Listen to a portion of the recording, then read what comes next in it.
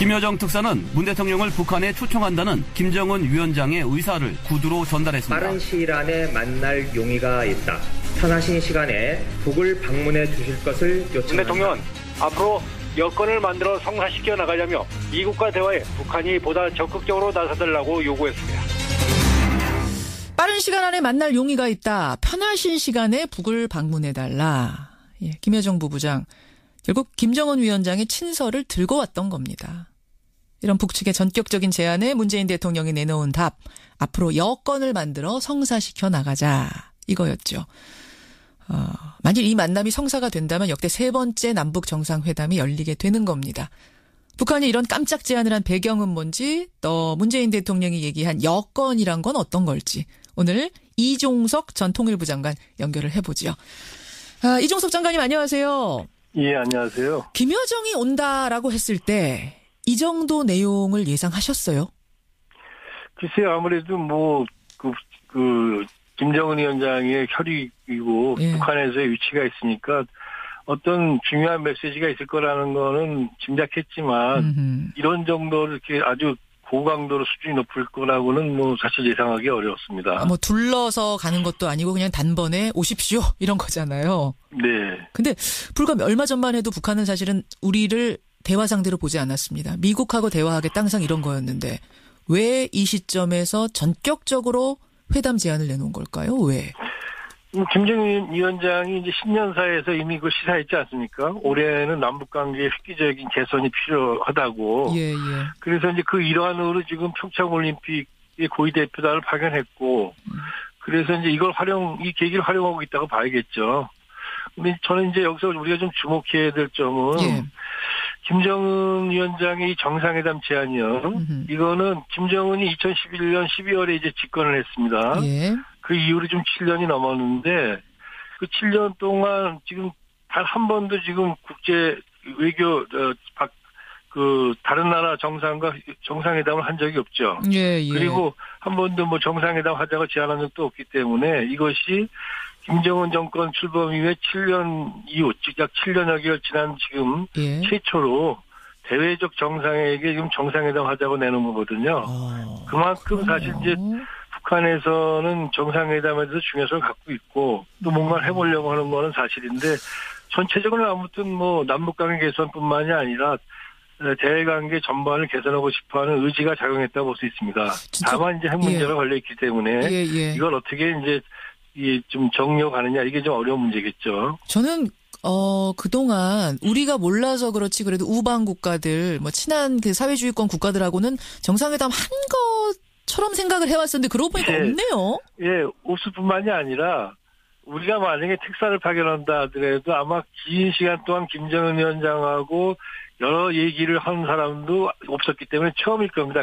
그런 내용 있는 그런 북한 지도자 김정은과의 어떤 대화도 그동안 중국이나 러시아에서 가끔씩 가서 김정은 위원장을 만났지만 그렇죠.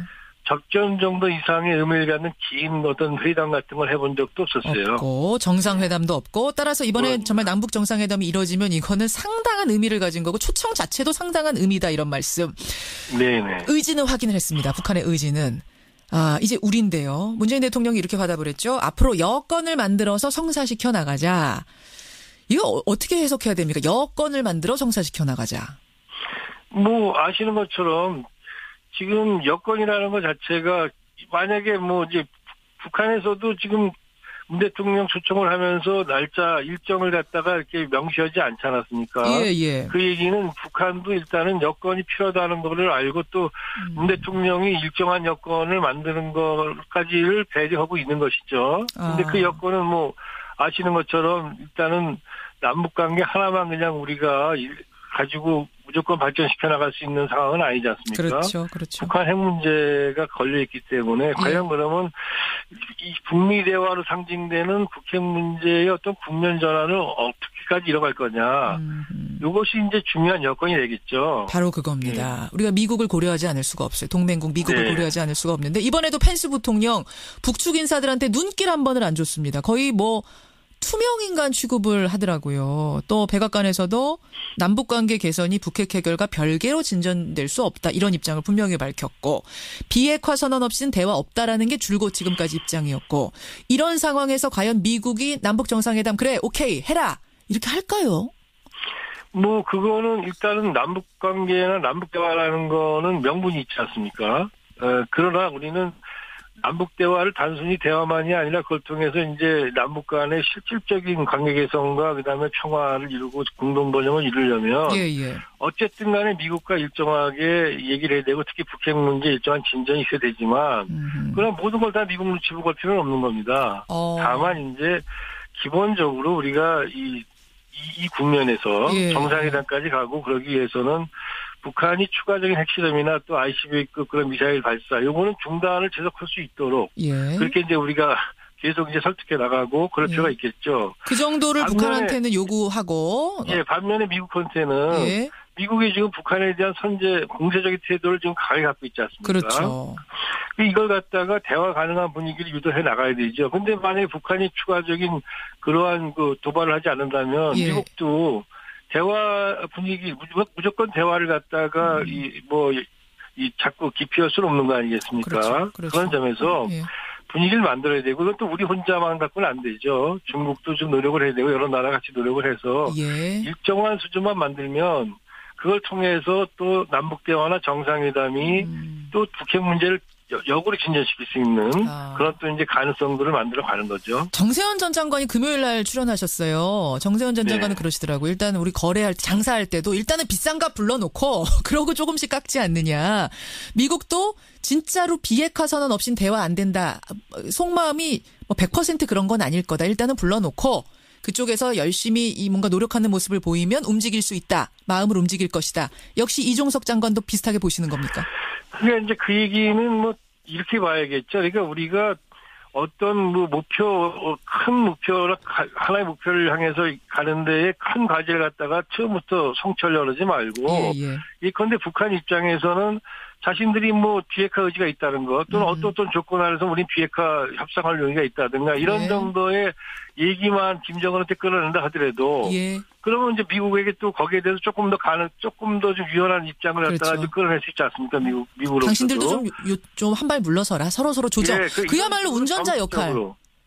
가야 되는 건지 한 큐에 해결할 수 있는 길은 없으니까. 그래요. 조금씩 앞으로 갈 수 있게끔 만들어 가자는 얘기죠. 알겠습니다. 자, 이제 긍정적으로 좀 보죠. 된다. 남북정상회담 어떻게든지 할 수 있다라고 친다면 그러면 시기적으로는 언제쯤이 유력하다고 보세요? 글쎄요, 지금 아무래도 여러 가지 판단해 보면 준비도 해야 되고 또 실제로 또 북한과 실제로 이제 특사가 파견되거나 이렇게 됐을 때 북핵 문제와 관련해서도 여러 가지 논의가 있고 의견 조율이 있어야 되지 않겠습니까? 그렇게 본다면은 글쎄요, 올 가을부터 내년 봄 사이 이 정도면은 바람직하지 않을까 이렇게 생각을 합니다. 사실은 가깝게는 6.15도 저는 떠오르고 광복절도 떠오르고 하는데 그건 좀 이른가요?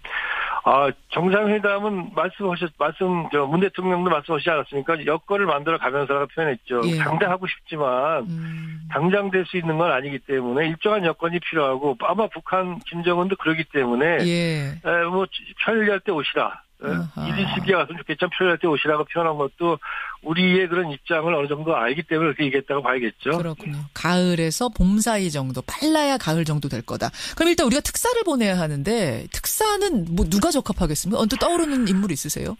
특사는 기준이 명확하다고 봅니다. 이번에는 기본적으로 대통령이 신뢰하는 그런 사람들이니까 고위공직자 중에서 가야겠죠. 대통령이 신뢰하는 분으로. 근데 문제는 이번에 가서는 남북관계, 그다음에 북한 핵 문제를 갖고도 지금 제가 볼 때 이 정도면은 김정은 위원장하고 여러 가지 얘기를 할 수 있다고 봅니다. 그 점에서 남북관계 북핵 문제에 아주 정통한 사람이 가야 되겠죠. 설득력이 있고. 그렇죠. 그런 분이 이 정부 안에 저는 있을 거라고 봅니다. 북한도 신뢰하고 문 대통령도 신뢰하고. 누구 떠오르세요? 전문성을 갖고 있어야 됩니다. 전문성도 있고. 북핵 문제를 갖고 김정은 위원장을 설득할 만한 식견과 또 이런 것도 있어야 되고요. 인물로 언뜻 떠오르는 분은 없으시고요. 인물이야 다들 웬만큼 있다고 생각하지 않겠습니까? 저도 그렇게 생각합니다. 알겠습니다.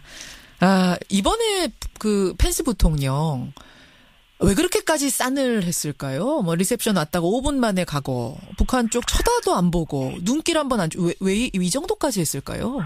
이게 아주 쪼잔한 거죠. 그야말로 대국으로서는 예. 대국이 그렇게 입지찬란하게 그래서 보면 안 되는 거 아닙니까? 그건 약소국이 예. 그 먹리를 부릴 때 하는 일이지 대국이 어떻게 그렇게 여유 없이 그러겠습니까? 그건 뭐 제가 볼 때는 설명하기 어렵네요. 저도 그 뭐라고 왜 그런지라고 표현하기 어렵네요. 멘탈이 문제가 있다고 생각합니다. 그리고 또 이게 지금 올림픽 보러 온 거잖아요. 정치적으로 온 게 아니라 올림픽 그러니까요. 보러 왔으면 같이 박수치고 뭐 악수할 때 하고 좀 이렇게 그렇습니다. 쿨하게 갈 예. 수도 있었을 텐데. 아니 올림픽이라는 대의가 평화고 예. 그다음에 축제의 장인데 거기서 아니 그걸 무슨 뭐 북한 사람하고 악수했다 해가지고 무슨 제재가 완화됩니까? 그러니까. 아니지 않습니까? 압박이 완화됩니까? 그걸 못하고 더욱이 아니 본인들이 그랬잖아요. 북한이 저렇게 나오는 거는 자기들이 압박과 제재를 최대한 해서 그런 거다. 예, 그렇다고 더 나오게 해야 되지. 그거 갖다가 싫어하는 표정을 짓는 거는 그건 이상한 거 아닙니까? 남의 잔치집에 와서 좀 사실은 저도 그 부분이 좀 불편했고 또 하나는 이종석 전 장관도 그 김여정 부부장 이 가까이에서 오래 보신 건 처음이실 거 아니에요. 어떠셨어요? 태도라든지 뭐 행동, 발언이라든지. 글쎄요, 상당히 절제돼 있고 그다음에 뭐 준비가 많이 돼 있다고 생각이 들었고요. 그래서 어쨌든 간에 북한 김여정이나 북한 대표단이 이번에 와서 보여준 거는 또 북한 전체적으로 여러 대표단이 와서 보여준 거는 예.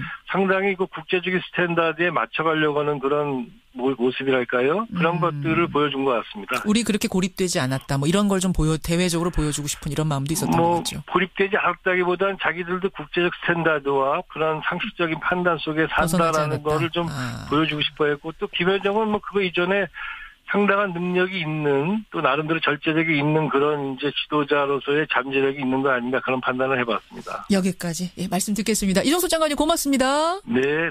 이종석 전 통일부 장관이었습니다.